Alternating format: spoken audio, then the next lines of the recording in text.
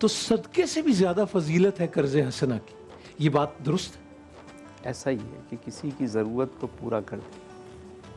صدقہ تو نافلہ بھی ہے. جی ٹھیک. یعنی صدقے کی اقسام بہت زیادہ ہیں. جی ٹھیک. میں نے دوستوں کی دعوت کی تو وہ صدقہ نافلہ ہی ہوگا. ٹھیک. میں نے کسی کو ٹھیک. لیکن کسی ضرورت مند کو اس کی ضرورت ایڈریس کرنا اس کی ضرورت. اچھا پھر اب اس کو ہم یہ ایسے کہیں اگر میں سمجھ سکوں کہ جب اس کو کنوینینٹ ہو وہ واپس کر دے، میں کبھی مطالبہ نہیں کروں گا یا میں کبھی مطالبہ ہی نہیں کروں گا when it comes to قرض حسنہ؟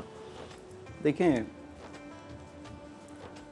سب سے اچھا تو یہ ہے کہ آپ کسی کو دے دیتے ہیں اللہ کی راہ میں. یہاں جو بات ہے اللہ کی راہ میں خرچ کرنے کی بات کی جائے. ٹھیک. کہ اللہ کی راہ میں تم دو. ٹھیک. اور یہ ایک ایسا راز ہے نور بھائی کہ اگر بظاہر دیکھا جائے تو تقسیم کرنے سے خرچ کرنے سے کم ہوتا ہے. بظاہر وہی میں حساب کتاب کی میتھمیٹکس میں جائیں تو اگر ہاں عقل و خرد دل نو ہاتھ پہنتا ہے کہ یار اتنے جا رہے ہیں. صاحبان خرد تو سوچتے ہیں نا کہ یہ کیا ہے، لیکن یہاں نظام الگ ہے. یہاں نظام الگ ہے کہ جو اللہ کی راہ میں خرچ کرے گا اس سے بڑھتا چلا جائے گا. اور ایک راز کی بات ہے جی، اگر کوئی شخص چاہتا ہے کہ اس کا مال کبھی ختم نہ ہو، اس کی نسلوں میں یہ چلتا رہے، تو اسے دو کام کرنے چاہیے.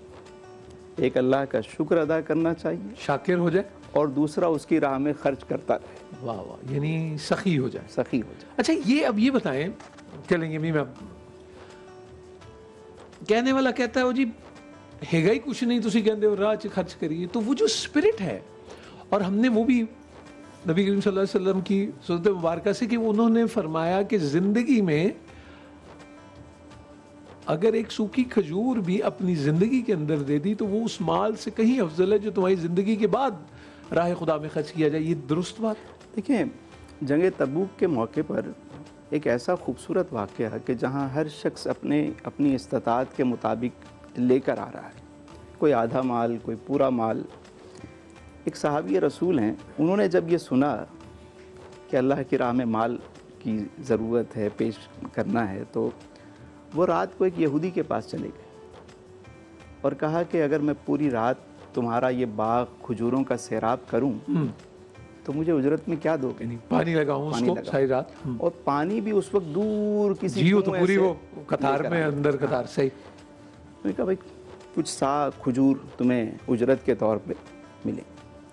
چلے گئے، ساری رات پانی لاتے رہے اور باغ کو سیراب کرتے رہے. جب صبح ہوئی تو انہوں نے کچھ سا کھجوریں دیں.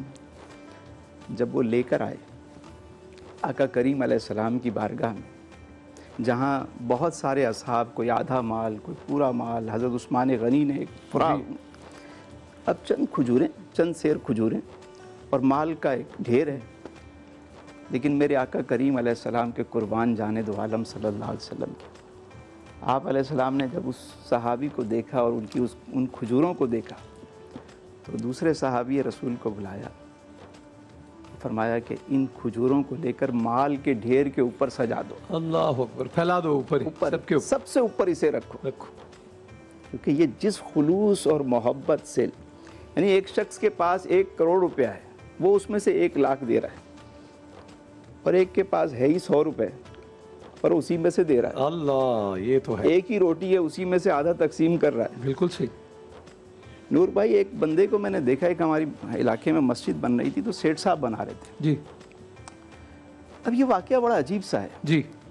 لیکن میں بہت کچھ سوچنے پہ مجبور ہو گیا کہ ہو سکتا ہے یہ اس شخص کی بخشش کا سامان ہو. واہ. آپ ایسا کریں کہ یہاں رک جائیں، اور آپ کو ذرا وہ لگ رہا ہوگا کہ یہ میں نے کیوں روک دیا. تو ایک تو میں چاہ رہا ہوں کہ تھوڑا سا آپ کا وہ کیا ہے، وہ بڑے ذرا حسن طلب کے ہاں تھوڑی دیر میں. اور دوسری بات یہ کہ مجدد ماشاءاللہ تشریف فرما ہے، قوال اور ہمنوا، اور ہمیں ان کے اندر میں ان کے دادا بھی دکھتے ہیں، ان کے ابا بھی دکھتے ہیں ماشاءاللہ. اللہ ان کو نظر بد سے بچائے. تو میں نے آج ان سے درخواست کی کہ کیا ہم آغاز کر سکتے ہیں کہ ملتا ہے کیا نماز میں سجدے میں جا کے دیکھ. بسم اللہ.